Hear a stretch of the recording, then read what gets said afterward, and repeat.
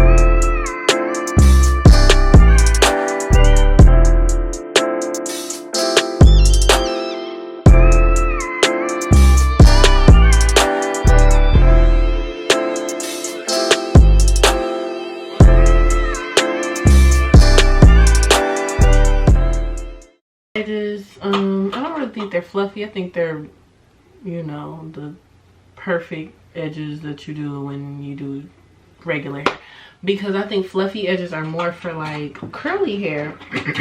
Makes sense because curly hair is fluffy.